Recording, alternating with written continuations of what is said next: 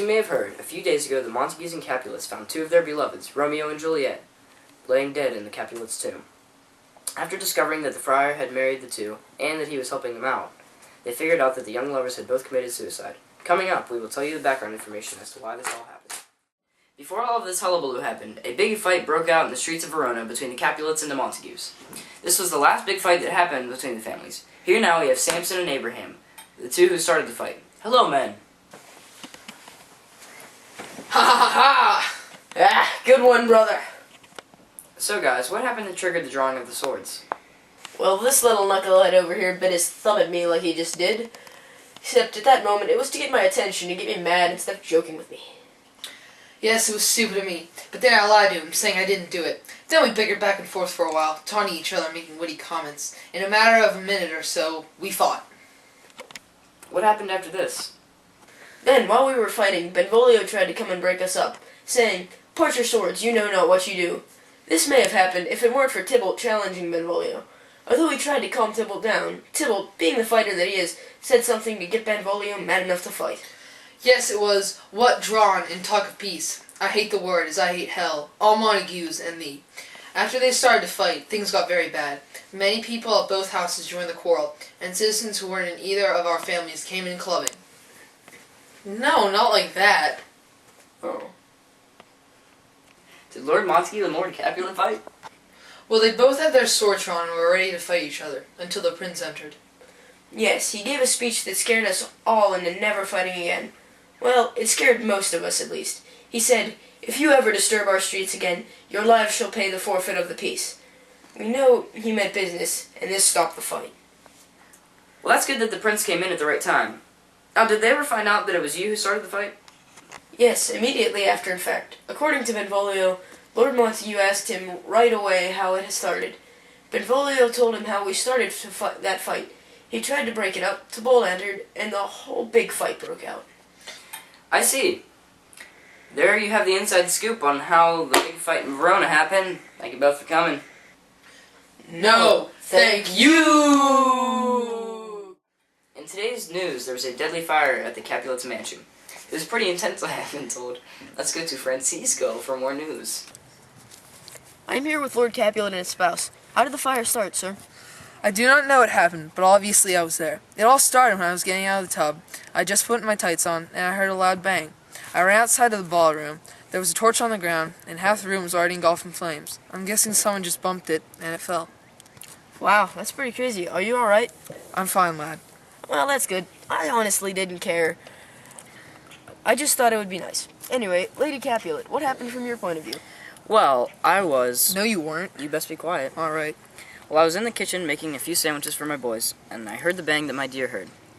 I thought nothing of it, but when I walked outside to the ballroom to deliver the sandwiches, I saw flames. Then I ran into my man's arms and went to get the kids. Then we ran upstairs, got the kids, and ran outside. Already, half of the mansion was gone. Madam, you did not tell me anything about how the fire started. Wow, you just got burned, sweetie. I'm not gonna lie. You said burn. Ironic. That's what happened to your house. Looks like Francisco is really getting into it out there in the mansion. So we'll take the other side of the mansion for more news. Hello, ladies and gentlemen. I'm Frederick, and I'm here with Gregory and his girlfriend Penelope. Now, Gregory, did you hear the loud bang that everyone is saying they're hearing? I did hear a loud bang, Frederick.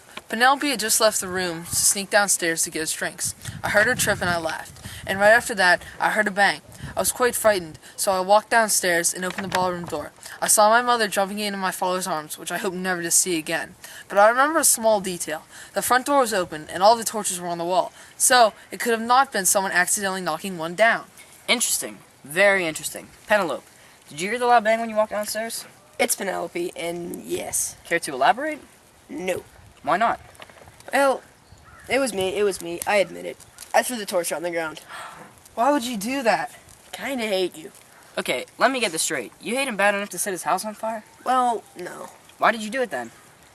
Okay, yes. He's always bossing me around and telling me I look like a man. You could tell me I'm ugly, but if you say I look like a man, you're done. I only speak the truth. Alright, that's all we have time for. We will let you two lovebirds get back to your conversation. Now back to the theater for more news. And now to the sports. Hello, folks. It has been an amazing week in the sports world.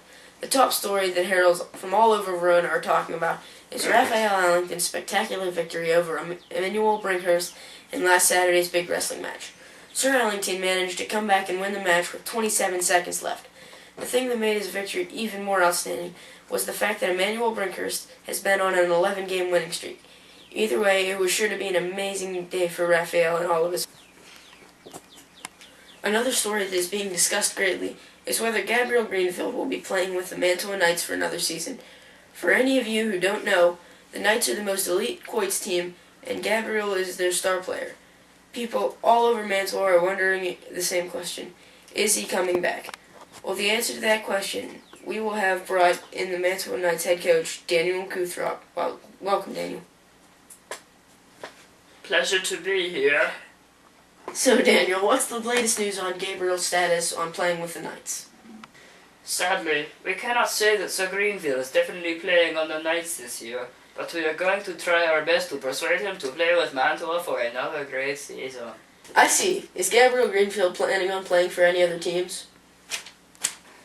Yes, there have been many rumors that he is talking to Verona outside coach and maybe considering playing with them. This is especially bad news to us because, as many of you know, we are huge rivals with the Reds. I'm very sorry to hear that. Is there anything else you would like to say before we end? I would just like to remind Sir Greenfield of all the great years he has had with the Knights and that he would be very missed and probably hated if he left the Knights.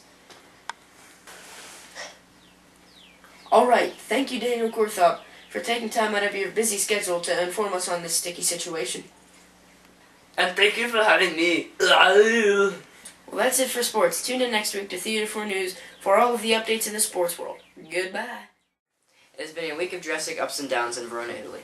Although the long-enduring feud between the Montagues and Capulets has ended, many lives have been lost in the process. Among the dead is Tybalt the Capulet. Tybalt's death came at the hands of Romeo the Montague. And here now is Benvolio the Montague, who saw the whole situation happen right before his very eyes. So Benvolio, can you tell us what happened that led to Tybalt's death? Well, it happened to be a very hot day when Mercutio and I met the Capulets in the street. Tybalt was looking for Romeo, but found us instead. Mercutio began to jest with Tybalt, as he did with almost everyone. Tybalt began to anger Mercutio when Romeo showed up. Tybalt insulted and challenged Romeo, but Romeo would not fight him. Mercutio chose to defend his friend's honor and battle with Tybalt. Romeo stepped in between the two of them, and Mercutio was stabbed under Romeo's arm. Upon realizing what happened, Tybalt fled the scene. After Mercutio muttered his now famous last words, "A plague on both your houses," Romeo sought out Tybalt to avenge his fallen friend. Romeo found Tybalt and challenged him to a fight. Romeo slew Tybalt and won vengeance for Mercutio. Romeo was then banished for that act. I personally do not understand why Romeo was banished, because Tybalt would have been hanged for the offense anyway. In the words of Lord Montague, his fault concludes with the law should end, the life of Tybalt. In other words, Romeo should not have been banished. Thank you, Benvolio. I can see you feel very strongly about this. Like you just said, because of Romeo's role in Tybalt's death, he was banished. Romeo's banishment eventually led to the death of both him and Juliet, because this would later lead to Juliet receiving the potion from the friar. Now we have a Capulet servant who says he also saw what happened to Tybalt. Yes, I saw exactly what happened, and this little runt is a liar. Mercutio was not jesting with Tybalt. He was hurling horrible insults, calling him such things as a king of cats, and then threatening to dry beat him with a sword. Tybalt was just looking for Romeo while Mercutio attacked him. Mercutio began assaulting him for no reason at all. So the noble Tybalt smote him righteously. Tybalt then left to avoid being attacked by the fanatical followers of the Montagues. Romeo chased Tybalt and tried to strike him down from behind, but Tybalt anticipated his maneuver and parried the sneaky attack expertly. Then as they fought, the treacherous Romeo used trickery to get the upper hand and strike down the mighty Tybalt. Blasphemy! Lies! Bullpucky! Romeo did no such thing, and Mercutio insulted no one. You insult my friends and my family, I will kill you! Someone really needs to get that man out of here.